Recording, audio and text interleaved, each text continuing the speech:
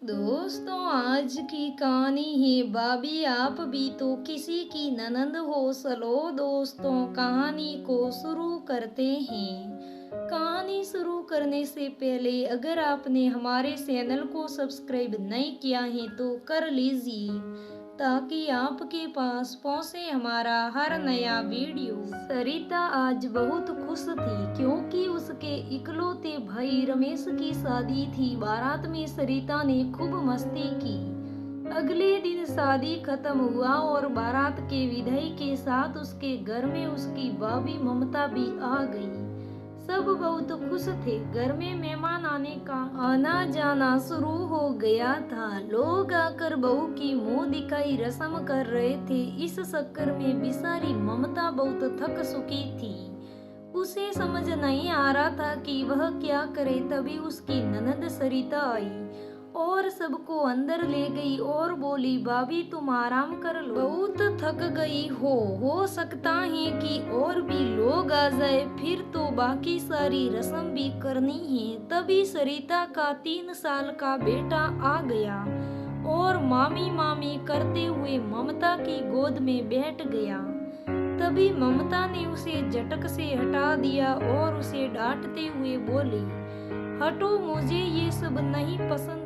सरिता को ये सब देखकर बहुत अजीब सा लगा, लेकिन फिर भी सरिता ने सोचा कि भाभी थक गई होगी, इस वजह से टेंशन में ऐसा बोली। फिर 2-3 दिन बाद सरिता के भाई ममता दोनों हनीमून के लिए दार्जिलिंग चले गए। सरिता अपनी माँ के पास ही रुक गई थी। शादी में बहुत काम होता है। माँ भी बहुत थक गई होगी क्योंकि उसकी माँ भी बूढ़ी हो गई थी तो काम नहीं कर पाती थी। तो सोचा कि चलो मम्मी का काम निपटा कर तब मैं चली जाऊंगी, माँ अकेले कैसे कर पाएगी। जब भैया और भाभी हनीमून से वापस आएंगे तो मैं चली जाऊंगी। उसके बाद भाभी से ढेर सारी बातें करूंगी। शादी में तो टाइम ही नहीं मिला भाभी से बात करने का। मेहमानों का आना जाना यही सब लगा रहा था। सरिता सोच ही रही थी कि भाभी के आने से उसकी बहन की कमी दूर हो जाएगी और अपनी सारी बातें करेगी जो एक बहन दूसरी बहन से करती है। लेकिन यहाँ तो उल्टा ही होने वाला था। जब 7 दिन बाद उसकी भैया भाभी दार्जिलिंग से वापस लौटे तो आते ही ममता बोली, अरे सरिता, अभी तक तुम गई नहीं, अभी तक यहीं हो क्या? जीजाजी कैसे अकेले मैनेज करते होंगे? उनका खाना कौन बनाता होगा? आपको चले जाना चाहिए था। ये बात सरिता को बहुत बुरी लगी, लेकिन उसे अपने चेहरे पर इस भाव को आने नहीं दिया और अपनी भाभी की बातों को अपने चेहरे के भावों से छुपा लिया और बोली कि ये मेरा घर नहीं है, मैं तो यहाँ अपनी माँ की मदद करने के लिए रुक गई थी। अब आप आ ही गई हो तो माँ की सारी मदद कर देना। सरिता बोली कि आपके मायके से कुछ लोग आने वाले हैं तो आप थोड़ा मेकअप कर लीजिए, अच्छे दिखेंगे। इस पर उसकी भाभी ने बड़ी बेरुखी से बात की, इसकी कोई जरूरत नहीं। क्या मेरे मायके वाले मुझे पहचानेंगे नहीं क्या मैं अगर मेकअप नहीं करूंगी तो? मैं जैसी हूँ वैसी ही सही हूँ। यह बात सचमुच में सरिता को खल गई और उसे बहुत बुरा लगा और अगले ही दिन सरिता अपने घर चली गई। इसके बाद जब भी सरिता अपने मायके आई तो उसकी भाभी ने उसके साथ ऐसा ही व्यवहार किया कि जैसे लगता है कि कभी सरिता का ये घर था ही नहीं। जबकि सरिता ने कितने सपने पाल रखे थे, उसे लगता था कि भाभी की शक्ल में उसे एक बहन मिल गई है और अपने दिल की सारी बातें शेयर करेगी। लेकिन ऐसा कहाँ हो पाया। उसे तो ऐसा लग रहा था कि पहले से भी और ज्यादा पराई हो गई है। ऐसा लगता था कि सरिता का इस घर पर कोई अधिकार ही नहीं है। ममता भी बहुत चालाक थी। उस सरिता के भाई के सामने तो उसे हमेशा दीदी दीदी करती रहती, उसके सामने हमेशा अच्छी बनी रहती। उसके व्यवहार की वजह से सरिता काफी दुखी हो गई थी और अब तो सरिता का भी अपने मायके में आना जाना कम हो गया। उसकी माँ बोलती, सरिता तू पहले तो खूब आती थी, कभी कभी आ भी जाया कर, अब तो बिल्कुल ही नहीं आती, आना छोड़ दिया है तूने। तो सिर्फ बहाना बनाकर मना कर देती कि पहले तो आपका नाती छोटा था, अभी स्कूल जाने लगा है, स्कूल छोड़कर कैसे आऊं। फिर आपको तो पता है कि अमित को खाना बनाना भी नहीं आता और उनको कितना खाना बनाने में परेशानी होती है। जब छुट्टी पड़ेगी बच्चे की तो मैं जरूर आऊंगी। धीरे धीरे समय बीतता गया, 6 साल हो गए। अब सरिता अपने ही घर में मेहमान बनकर रह गई। उसी समय सरिता के भाभी ममता की भाई की भी शादी थी।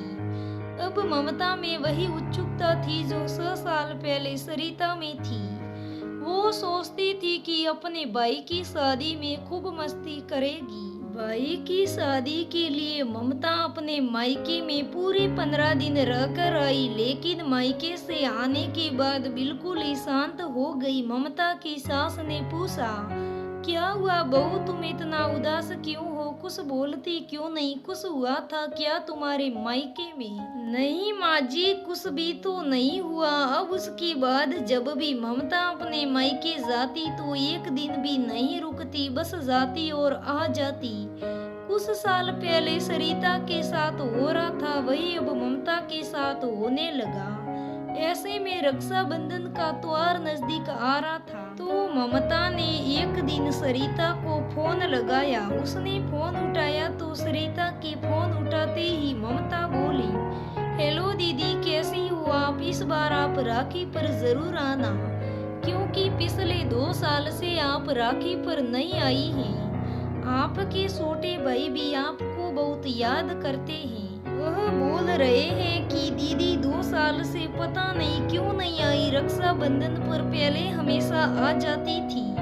ये बात सुनकर सरिता मनी मन हंसने लगी और बोली, आ जाऊंगी, आप चिंता मत कीजिए। और मनी मन सरिता बोली कि लगता है कि भाभी भी अब ननंद बन गई हैं। अब भाभी को भी एहसास हो गया कि ननंद होने का एहसास क्या होता है। तो दोस्तों, देखा आपने, हर सिक्के के 2 पहलू होते हैं। कभी वही लड़की भाभी होती है, कभी वही लड़की ननंद होती है।